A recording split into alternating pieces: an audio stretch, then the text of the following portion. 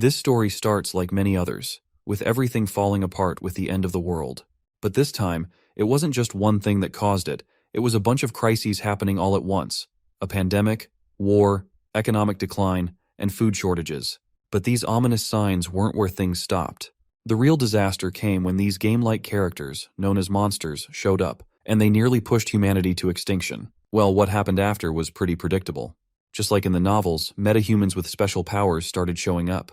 3 days after all the madness kicked off, we find a junkie casually munching on chips and drinking soda, like it's just another lazy Sunday afternoon. And honestly, this is a good sign. It shows the world hasn't completely ended, and this junkie, having his laid-back snack, is a living proof of that. But even though he's alive, he's completely alone. And that thought makes him pretty sad. He's the only one left in this 100-square-meter apartment, with his mom, dad, grandpa, and grandma all out now. You see, his father ultimately decided to buy this place, and he took a loan of 200 million won from the bank. Not only that, he also used all of the family's assets, which were also worth 200 million won.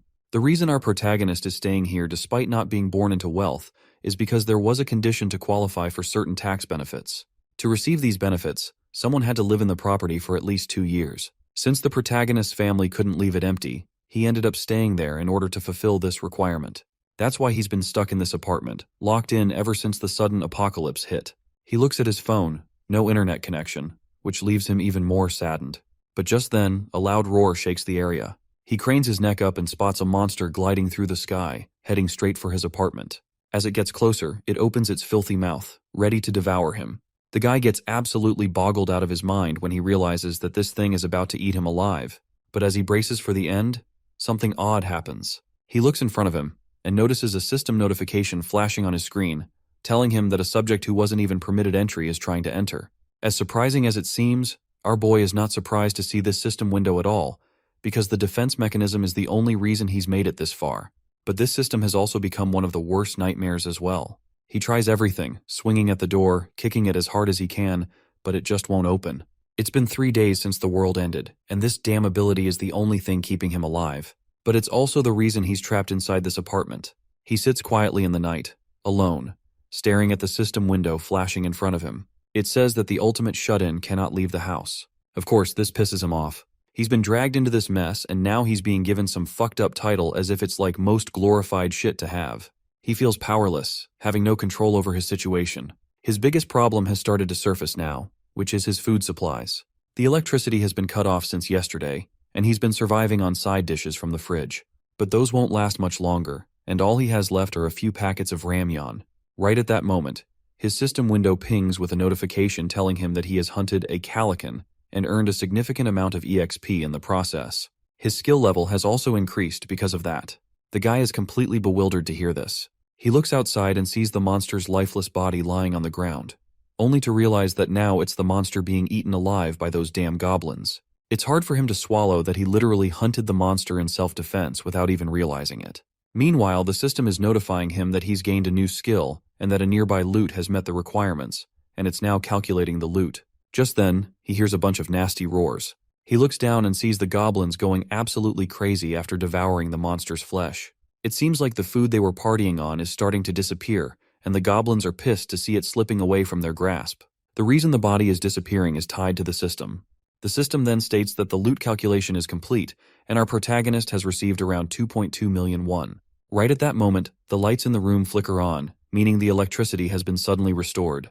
The system then displays more information, revealing a new skill called House Declaration, currently at level 3. It's a passive skill, and no one can enter the house without the ruler's permission. Another passive skill appears, Dignity Preservation, at level 1. To preserve his dignity, half of the house's functions will be restored. The system also shows that his wallet level is maxed out, and the money he has now totals around 2.2 million won. The shut-in can barely contain his happiness when he sees the power come back on. He rushes to the fridge to confirm, opens it, and it's running. Not only that, there's water in the taps now, and the electric stove is working too. Excitement bubbles up inside him, and he lets his emotions loose, literally crying tears of happiness to see everything reverting to how it was before the world ended. But with a pinch of salt, he grabs his phone to check if the network is back. To his dismay, the network is still down. He's obviously disappointed to see that he still can't connect with the outside world. But right at that moment, his eyes catch a pen drive on the ground. He picks it up, plugs it into his PC, and when he plays the files, he finds memories his parents recorded. It's a collection of moments from his childhood and the journey of his life, showing how he grew up step by step. This hits the shut-in hard as all these memories make his heart go numb. He wants nothing more than to see his family again, and he vows to bring them here, no matter what. He stands up, his resolve steeled, but before he can get too caught up in his righteous thoughts, a system window grabs his attention. It tells him that he can now buy items listed in the store at original prices. This is something completely new, and the shut-in is left stunned for a moment since he was not expecting this at all. Curious, he presses the store icon. The system window pops up, showing him the money he has and the option to list items. Since the system is displaying how much money he has, it seems to be linked to his wallet. Anyhow, he decides not to dwell on the situation too much, so he opens his balcony window. Before he can step outside, the system stops him with a warning. He still cannot leave the house. Well, he expected that. Even though his skill level has gone up a bit, he's still trapped. One thing is clear though. If he hunts monsters, his level will increase, and he'll likely unlock new skills. Maybe one of those skills will let him go outside. The problem is that he has no idea how to kill monsters in his current state. Situations like the one with the Calican aren't exactly something he can count on happening again. But that is when an idea takes place in his mind. He might be able to take out some goblins. So he grabs a water bottle from the fridge and, with a quick swing, he throws it as hard as he can. The bottle goes flying out of the apartment. This momentarily makes him happy, because initially he was worried that he might not even be able to throw objects outside. He then decides to take it a step further. He grabs a dumbbell and heads to the balcony. As he steps out, he notices something unusual. The goblins are there, but they seem to be moving away from the area, dragging chunks of meat from the dead monsters. They're basically retreating. This makes the shut-in anxious, seeing his last chance slip away. Without thinking, he hurriedly swings his hand as fast as he can and throws the dumbbell out. But instead of hitting a goblin, it lands on the dead monster's body, and in return, it catches the attention of the furious goblins. His heart races in fear as he realizes they've spotted him. Now, he's sweating bullets, absolutely terrified. He still has one dumbbell left, but he doesn't want to waste it by throwing it out again. But the problem is, he doesn't have anything else in the house that could help him kill these monsters. And he sure as hell isn't strong enough to throw a TV or computer out the window. He watches the goblins getting more furious, completely bamboozled by this bastard who's been throwing stuff at them. Seeing them so riled up has the shut-in sweating his balls, realizing that the goblins are now ready to tear him apart. They charge toward the building. But strangely enough, this situation isn't all that bad. In fact, it's exactly what he wanted. The goblins are coming closer, and now he can hit them without missing. This is his chance. He suddenly remembers the store option he had gotten earlier. He quickly activates his system panel, opening the store, and then presses the list item option. The system asks if he intends to list the dumbbell, and he agrees. The moment he does, the system scans the dumbbell, and he's unlocked the dumbbell in the store. He can now buy more for around 17,001. The shut-in is quite surprised to realize that the price listed is exactly what he paid for the dumbbell online, which makes him believe that the market rates here are the same as before the world ended. So he ends up buying 2 of these. Once the transaction is complete, the system window flashes with this blue light, and the dumbbell starts to materialize. This leaves our boy absolutely glowing with happiness. His joyous screams even leak outside of his apartment. The next moment, he throws the dumbbell as hard as he can, and bam! It smashes into this green bastard's head, taking him out for good. In the process, my guy earns some EXP and around 3,001 as well, which is promptly deposited into his wallet. He's thrilled to see the reward, while the goblins below are left panicked and bewildered, staring at their fallen comrade. Before they can finish paying their respects, though, they notice another dumbbell flying straight toward them. All of the goblins scatter and scramble to save themselves, so the dumbbell hits nothing. Shut-in is absolutely annoyed for missing the shot, so naturally he spends even more money and buys 3 more dumbbells. He throws them right away, and this time he takes down one of the goblins. The system quickly notifies him that he's just taken down a level 6 goblin. As usual, he's earned some cash, but most importantly, his skill level has increased, and he's unlocked a brand new ability. Turns out, he's gained access to an alternate dimension where he can store items. Excited, he commands the system to open the storage. When it does, the system asks if he wants to place the dumbbell inside. Without hesitation, he agrees. The dumbbell begins to pixelate, and a system window pops up, confirming that he's successfully stored a non-slip 3 kilos dumbbell. Then, the system asks if he'd like to summon an item from storage. His face lights up with joy as he eagerly says yes. The dumbbell instantly materializes in his hand, leaving him thrilled at the realization that he can now summon items from storage to any place he wants.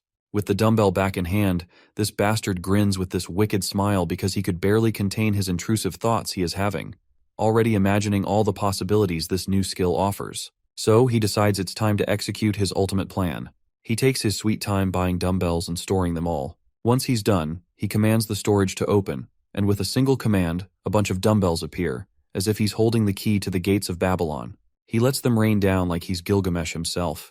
The goblins can do nothing but watch in awe as the massive number of dumbbells falls toward them. Some of them are absolutely terrified, and as soon as the dumbbells start to hit, he starts claiming all the experience points as the goblins drop dead one by one. In total, he earns just over 54,001 from this one swing. The system then asks if he would like to list additional items, and my guy quickly says yes. Since the max amount of items he can list in the store is 10, he lists around 10 items, including groceries and anything else necessary. He even sells the dumbbell he used to defeat the goblins and gets his money back. But suddenly, he notices something peculiar.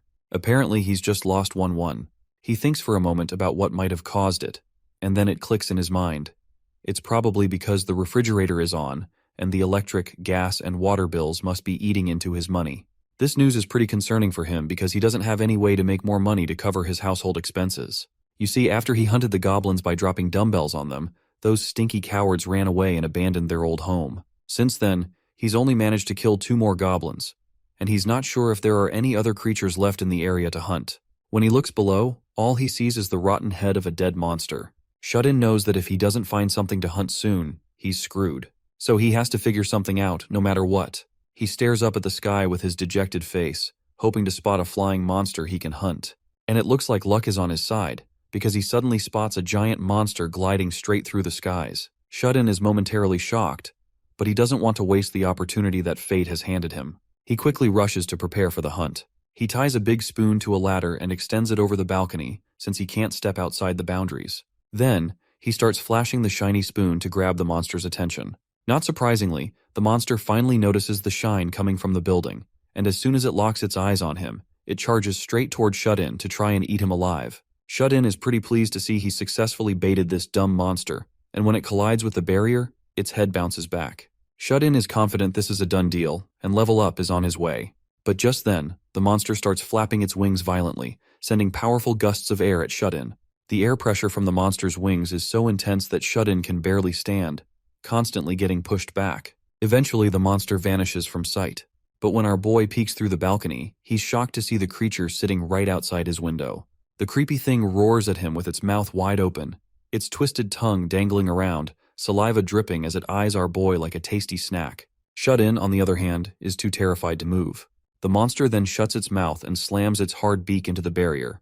The system flashes a warning right away, warning that an unauthorized entity is attempting to enter. But no matter how much force the monster exerts, it can't break through. Each impact seems useless, yet the sheer strength of its attacks leaves Shut-In bewildered, and he is doubting if this barrier can actually withstand it.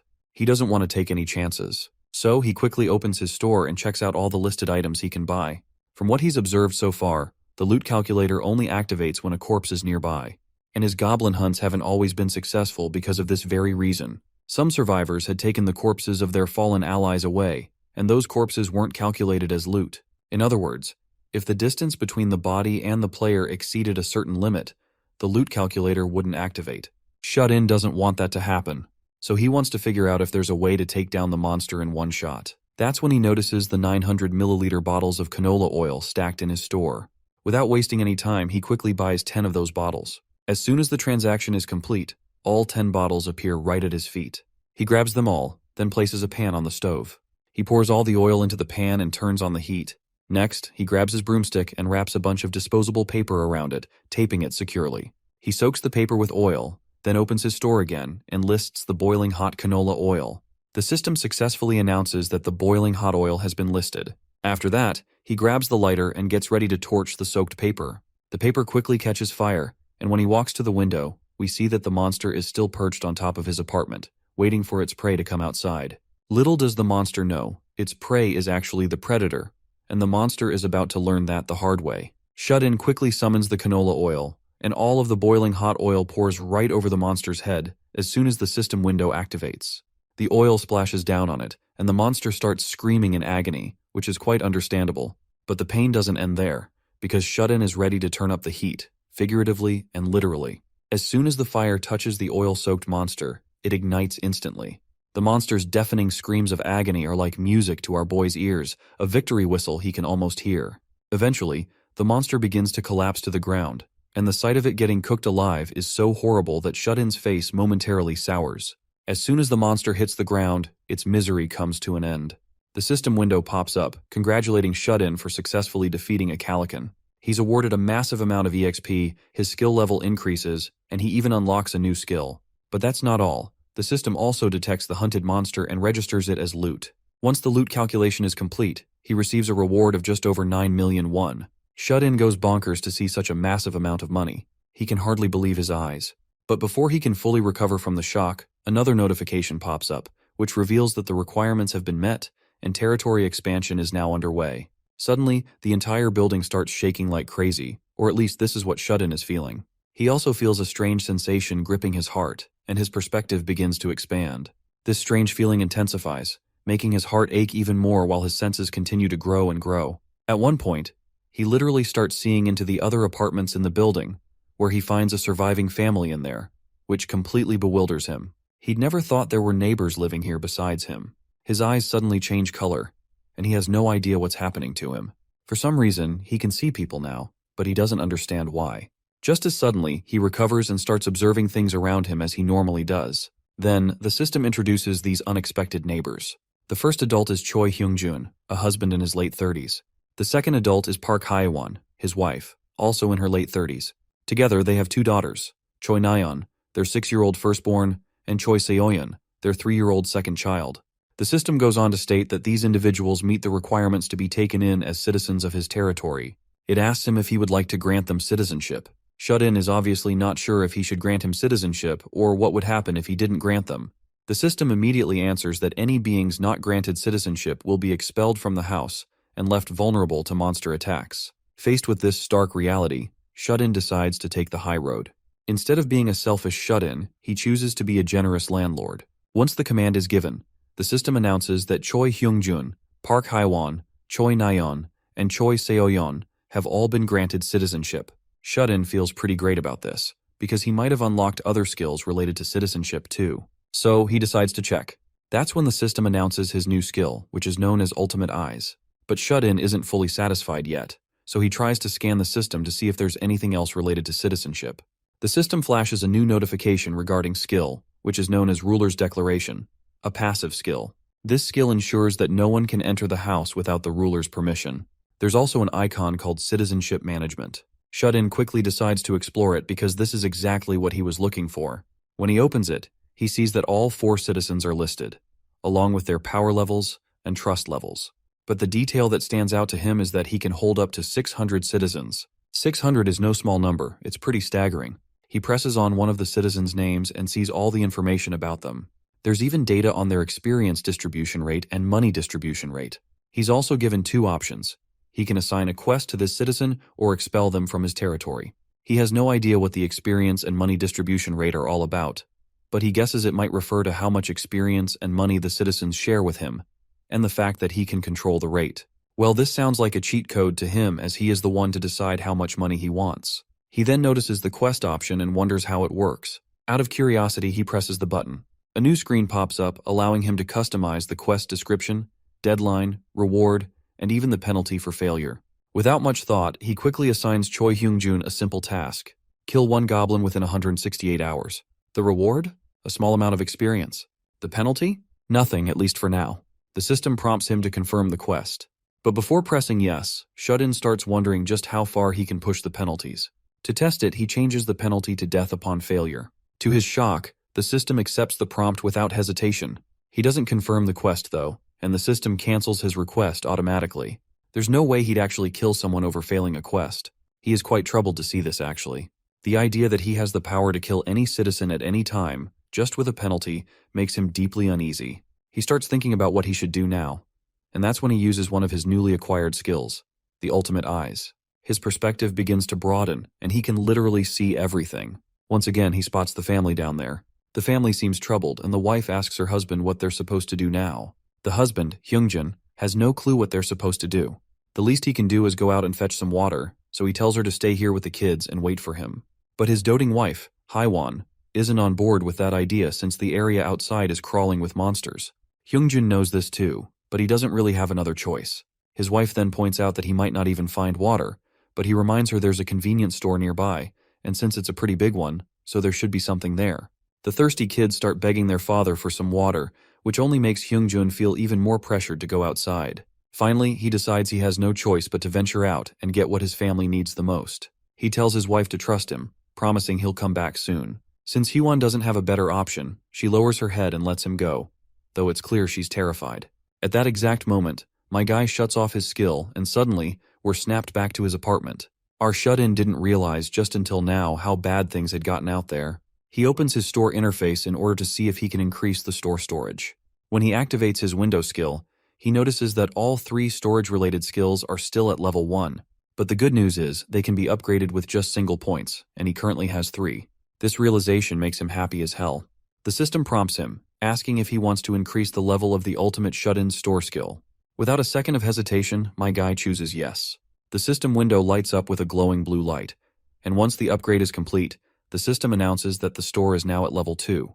The number of items he can list has been increased to 20. As a bonus, a 10% discount has also been applied to the prices of all items. After the upgrade, he realizes he still has 2 points left. After thinking it through, he decides to invest them into the store and the dignity preservation skill, since there's a chance he might encounter more citizens from now on.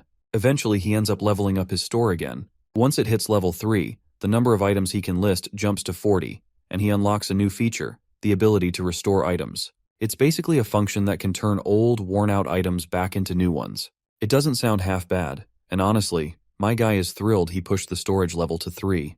Without wasting time, he opens the store and purchases some Samdesu water and Jeju tangerines. He then decides to upgrade his other skills too. The system prompts him, asking if he wants to increase the level of the ultimate shut-in's dignity preservation skill. Of course, he says yes without hesitation.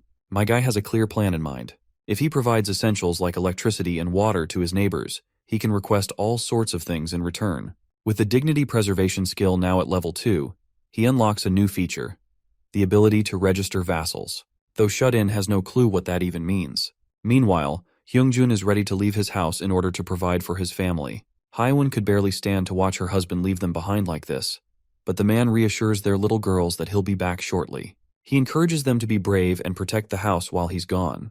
The girls, though, are visibly terrified. They don't want their father to leave, their small voices trembling as they beg him to stay.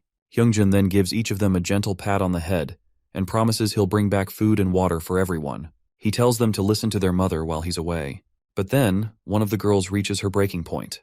Tears start streaming down her face as she reminds him about the monsters outside. The scene transitions to the recent past, a moment frozen in time, back when the two girls were happily playing together in the park, as if the world wasn't on the verge of collapse.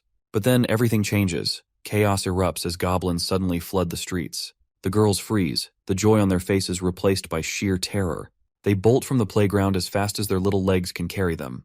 The older sister instinctively grabs her younger sister's hand, pulling her along as they run for their lives. But just then, their father grabs the older girl, while the mother grabs the younger one, and the entire family runs for their lives. As the father recalls the terror from the past, he hesitates before stepping outside. He doesn't want to leave his girls behind, especially since this could be the last time he sees them if he steps out. But he has no choice. A man's got to do what a man's got to do. Just then, the doorknob starts rattling, taking everyone by surprise. Hyungjun cautiously walks toward the gate while gripping a golf club in his hand. The rattling on the door suddenly stops, but the silence is broken when a voice from the other side asks him to open the door. The voice of another human from behind the gate terrifies Hyungjun even more. He struggles to believe that there's actually a person behind the door, but it could also be a monster, so he doesn't want to take any risks. Our boy on the other side of the door keeps calling out, while the man inside takes his stance. But then, the voices stop again, and the silence makes him believe that whoever was there has left. Out of nowhere, the front gate swings open, and the blinding light that pours through forces him to quickly pull his family in close, instinctively protecting them. But of course there's nothing to worry about, it's just our boy standing there with a plastic bag full of supplies. Hyungjun questions his identity, and Shut-In introduces himself as Kim Jae-hyun, from next door. He explains that he has some water and tangerines, and after they eat and drink, he'd love to sit down and talk for a bit. We finally know our protagonist's name, so from this point onward, we will use his real name instead of that shut-in title he got. Hyungjun is surprised for a moment. Now that he thinks about it, his family desperately needs water and food, so he doesn't see any reason to refuse the help. He got a nagging feeling that this boy might actually be able to assist them in their struggle. So Hyungjun warmly welcomes our boy Jaehyun inside. Meanwhile, the little girls are totally creeped out of their minds.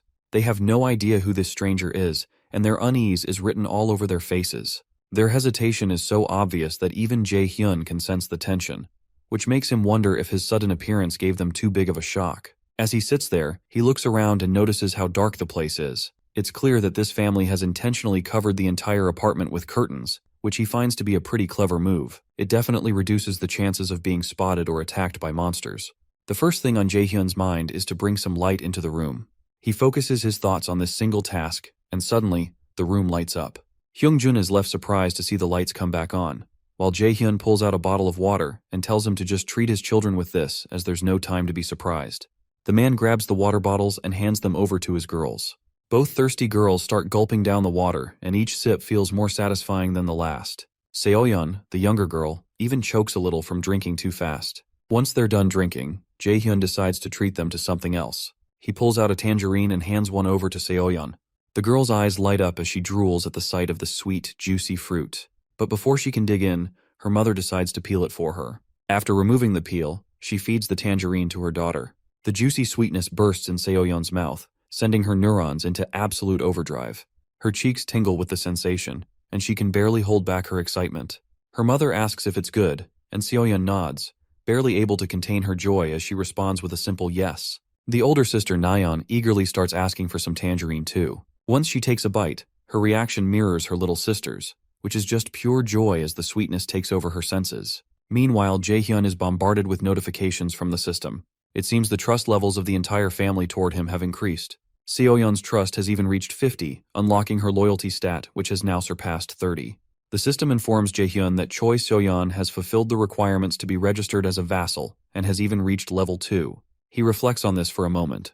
Although she meets the requirements, she's still so young. Unlike regular citizens, he can only register up to 10 vassals, and they need to be capable of carrying out orders, at least at the level of Choi Hyungjun.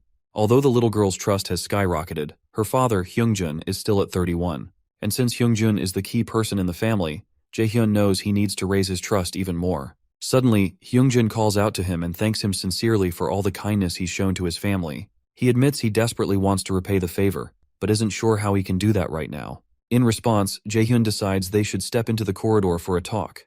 Later, once they're out in the corridor, Jaehyun casually asks Hyungjun if he's received citizenship. Now that it's mentioned, a system window suddenly pops up in front of Hyungjun. He admits that this notification appeared for his whole family about 30 minutes ago, confirming they had received citizenship. Jaehyun follows up by asking if anything unusual happened at that time. Hyungjun instantly agrees to this, explaining that they couldn't move their bodies for a short while when it happened. After piecing things together, Jaehyun realizes that people must be temporarily frozen when they're granted citizenship. Seizing the moment, Jaehyun addresses Hyungjun again, this time with a promise. He tells the man he'll do everything in his power to help him return to the life he had before this madness started. Hyungjun is absolutely bewildered by this declaration. But before he can say much, Jaehyun doubles down, promising that he'll protect them from monsters and make sure no creature ever invades their home again. Hyungjun isn't 100% sure if this is even possible, so Jaehyun confidently assures him that yes, it is possible. Still, Hyungjun knows it won't come for free. He directly asks what he would have to do to receive the protection. Jaehyun doesn't beat around the bush either. He makes it clear that there's a risk involved, and Hyungjun might lose his life in the process. He then asks if he is still ready to go through with it. Hyungjun hesitates before responding. After all, who wouldn't value their own life? But since he has a family to protect, he steels up his balls and confidently declares that he's ready to do whatever it takes. He goes on to say that even before Jaehyun showed up, he was already risking his life to go out for food and water to protect his family. Jaehyun smiles, happy to hear this because he's finally gotten the kind of help he needs. Then, Jaehyun remembers Hyungjun holding that golf club earlier and asks him how much it cost. Hyungjun isn't sure why our boy is asking, but he answers anyway, saying it cost him around 500,000 won, more or less. We all know why Jaehyun was asking about the golf club, and he's bummed out after hearing the price tag. He's unsure if he should even list it in his shop right now since he can't afford to blow his money this early. Hyungjun notices his reaction and asks why he suddenly brought it up. Jaehyun quickly brushes off the question, and after shifting the topic, he asks the man if he remembers the day the monsters appeared. Of course, how could Hyungjun forget that day? It was a weekend, and it still traumatizes him whenever he thinks about it. Jaehyun acknowledges this and points out that those who stayed at home that day survived. He reflects how a single goblin doesn't possess much strength, and their levels are lower than an adult male's. The real threat from goblins comes from the fact that they always move in groups. But when you think about it, humans are the same. They have the power to form groups too. That's why he wants to focus on growing his own army. He addresses Hyungjun again, telling him that from now on, they both will be looking for other survivors. With Jaehyun's attractive proposal of supplies in exchange for looking for other survivors, Choi Hyungjun's trust has increased. Our boy is just chilling on his couch, and he's passively becoming trustier. Right now, the kids have a trust level high enough to become vassals, but their parents are a lot more wary of the neighbor. Jaehyun hopes that he can eventually see his family again if he continues to take more people in. His sullen thought was interrupted by a loud shriek downstairs. He hurriedly opened his balcony to check out what's up. In front of the building was what he needed the most. Other people. The group of young men and women are facing off against a horde of goblins. As much as he wants to, it would be hard for Jaehyun to help them in combat. The goblins snarled, and the young man at the forefront took on a flawless pitching form. As soon as that absolute heater of a fastball left his hand, a goblin fell, its skull cracked. With one of the monsters down, the winning odds of the group just increased. Jaehyun was shocked, to say the least. Then came one of the girls and her bow, launching 2 arrows at once. One shot netted the group with another 2 kills. The remaining goblin was caught off guard as its allies fell so quickly. Then came the batter jumping in the air to bash the last enemy's head in. With sheer force and momentum, the batter vaporized that goblin in a single strike. The other goblins out of range saw their allies getting slaughtered and immediately fled for their lives. It seems like this group is exceptionally competent when it comes to monster hunting. Still on edge, one of the girls heard a loud thud coming from behind. She draws her bowstring, expecting a sneak attack from a pesky goblin. But it was just a ramen packet dropped from above. This is Jaehyun's way of attracting the group's attention. He waved at them to come in, desperate to get the group into the building. He looked like an absolute goof flailing his arms around, but he could not think of anything else that would attract their attention. Suddenly his doorbell rang. Hyungjun must have returned after receiving his quest. Outside the door, Mr. Choi stood nervously while holding a heavy box. Jaehyun welcomed him in, but as soon as Hyungjun tried to walk inside, he was barred by an invisible wall. Jaehyun's system deemed him unqualified to enter the house. He reckoned that the barrier must also apply to citizens. It could be that only registered vassals may enter his domain freely. Since that's the case, Hyungjun just handed his benefactor the box. Inside are all the things that can be used as a weapon in their home. Upon opening, Jaehyun got quite a decent haul. There were knives and a whole toolbox to possibly list at the shop. Jaehyun nonchalantly opened his store and bought 5 water bottles and 5 packets of ramen. Seeing him conjure precious supplies out of thin air nearly knocked Hyungjun on his ass out of shock. Jaehyun placed the supplies into the box and tasked his citizen to go to the first floor and leave them at the entrance. Hyungjun felt a little apprehensive about going downstairs, knowing the danger lay outside. But the young man assured him that it was fine. After observing the enemy's behavior, Jaehyun found out that goblins are only active in broad daylight. The purpose of the supplies is obvious. He wants to use it to bring those people outside over to his domain. In these trying times, the one with food and water holds power. That group will definitely look for him once they realize he has supplies. Jaehyun didn't give Mr. Choi any instructions other than to leave the box downstairs. If he doesn't have to face and fight monsters, the task should be easy. Seeing how receptive Mr. Choi was to his requests, Jaehyun felt compelled to do something nice for him. He opened the quest menu and officially listed the delivery of water and ramen as a quest, adding in a small amount of EXP as a reward upon completion. Mr. Choi was surprised by the quest prompt that popped up in front of him. He asked if the mechanics were similar to video games, and Jaehyun confirmed. Given that Mr. Choi's only at level 9, leveling up to get good rewards is imperative. The reliable dad took a deep breath and braved his way downstairs. With the power still out in most parts of the building, he had to take the stairs. He even took his golf club for protection. From the 20th floor, Big Bro had to walk all the way to the ground floor. Just going down those stairs took a toll on his dad bod. But at least all he has to do is put down the supplies. As soon as he got out, he saw the silhouette of a group flock together and instantly assumed the worst-case scenario. With his paranoia and anxiety, he immediately assumed that he was staring at a pack of vile and disgusting goblins. His first instinct was to get the hell out as fast as he could. But in his rush, Mr. Choi rolled his ankle and fell to the ground. The water bottles and the packs of ramen flew out of the box as he nosedived to the pavement. The pain of falling was real, but his fear of being noticed by the group was more gut-wrenching. He pleaded for his foot to respond and move, fearing that the group might have already noticed him. He felt their presence closing in and pathetically raised his hand to protect his head from an attack. When he heard the silhouette approaching speak human tongue, he felt a mixture of relief and embarrassment. They weren't goblins. They were just a bunch of young'uns. Upstairs, Jaehyun received a notification that unauthorized subjects were trying to enter his domain. To check out what was happening, he opened his ultimate eyes and expanded his all-seeing vision around his territory. Unexpectedly, it seems like Mr. Choi had led the group inside the building. The group was naturally wary of the unfamiliar place. All they knew for sure was that someone threw a ramen packet from the higher floors. That must mean there's food in this building that could remedy their dwindling supplies problem. Jaehyun's system deemed the group eligible for citizenship and prompted him to propose the idea of inviting them to be official citizens. In the process of expanding his territory, he was able to forcefully grant citizenship to the Choi family, since they were already inside his expanded area of influence. But it looks like outsiders are given a choice. If that's the case, the group might just decline his invitation. Just as he was stressing over a contingency plan, the doorbell blared. He took a look at the digital monitor and saw Mr. Choi standing outside once more. Finally thinking of a viable plan, Jaehyun chose to edit Big Bro's quest. He gave Hyungjun a new task to treat the 6 guests to a warm meal. The edits on the quest quickly popped up in Hyungjun's face. Jaehyun urged him to accomplish the quest as he had something in mind. Since the quest seemed innocuous enough, Mr. Choi accepted and walked over to the group. It did not take him long to convince them to go in and go with the plan. With the promise of a decent meal, they can offer citizenship to all 6 of these people. Jaehyun also granted all of them access to his floor. Just like that, the number of his citizens had increased to 10. With the increase in population came a money and EXP boost of 10%. He wasn't expecting to get such good buffs so easily. That boost would undoubtedly be useful on monster hunts. We take those.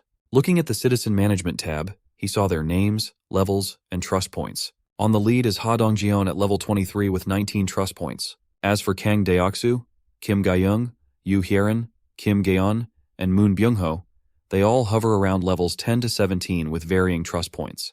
A level 23 metahuman is on the same level of strength as the Calican that Jaehyun killed recently.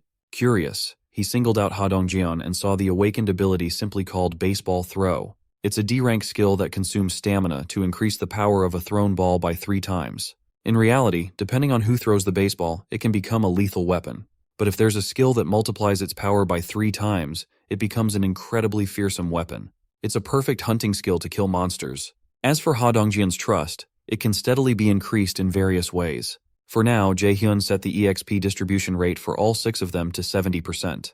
With that, he just needs to give these people some monster hunting quests, and he can sit down while passively earning both EXP and cash.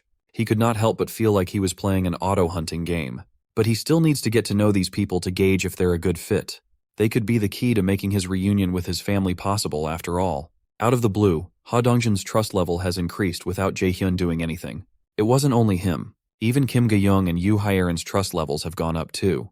Mr. Choi played the role of a gracious host and welcomed the group into his home. Mrs. Choi came in running, confused as to why they suddenly had so many strangers inside their house. Her husband promised to explain everything later. For now, everyone needs a decent meal.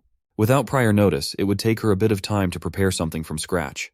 But they need her cooking to make Jaehyun's plan possible. She thought for a second and locked in as she accepted the request to cook. It seems like the group of young bloods have manners, especially Ha Dongjeon. As a de facto leader of the squad, he asked Mr. Choi for more info on the man known as Jaehyun. Well, Mr. Choi wasn't exactly sure what Jaehyun's deal was. He doesn't know anything about the young man other than the fact that they've been neighbors for a while now. He added that Jaehyun is quite an intriguing person. He has the ability to restore living conditions before the apocalypse in selected areas after all. That just confirmed Dongjeon's assessment that a metahuman is behind all these resources.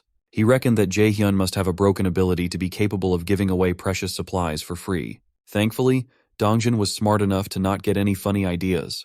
He reckoned that impressing someone so powerful, no matter what, would be the best move. If they can have someone powerful enough to provide electricity, food, and water on their side, it would be a game changer. In the current world, miraculous abilities are as rare as they are powerful. Since it would take a while to prepare the meal, Mr. Choi asked if the group wanted to take a shower. The young ladies immediately perked up as soon as they heard that they could finally get cleaned up. Since the power is functional, most of the other home facilities can be used too. Mr. Choi smiled and added that they had plenty of warm water available to use.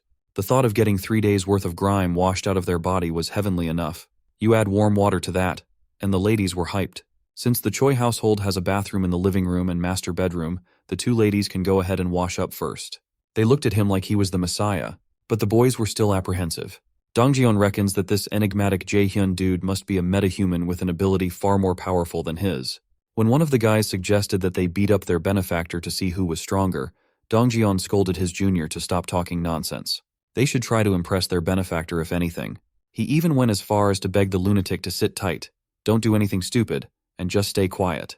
In any case, the group's goal is to secure as much food and supplies as they can. They cannot screw up a chance to do that without a fuss, so Dongjeon warned his group to be polite and always read the room. Fortunately, their boneheaded member respects Dongjeon's orders. But one of them was visibly uncomfortable for some unknown reason. Being the good leader that he is, Dongjeon approached the anxious Byung-ho and apologized for dragging him into such a mess. Dongjeon feels guilty for inviting everyone to his housewarming right when the apocalypse struck. Byung-ho tried to brush it off, but his anxious look was palpable. Dongjeon promised that as soon as they secured enough supplies, they would go to the place of Byung-ho's grandmother together. Byung-ho thanked Dongjeon for his consideration, but he knew deep inside that it was already way too late. On the third day of this accursed apocalypse, the possibility of a frail old woman alone in her home still being alive is slim to none, but at least the place is nearby. Dongjeon is optimistic that they can get there as long as they all hang in there and work together. Suddenly, the group's discussion was interrupted by the door opening. The aura of the newcomer was electric. The door creaked open, and all their eyes were glued to the entrance. Dongjeon felt like they were being stalked by a fearsome predator and instinctively gripped his ball, ready to throw at any second. As it turns out, it was just Jaehyun carrying plastic bags in both hands. He overheard the group's conversation and offered to help in their predicament. They all felt a mixture of fear and assurance that the person who just entered might be able to save them from this apocalyptic pit of despair.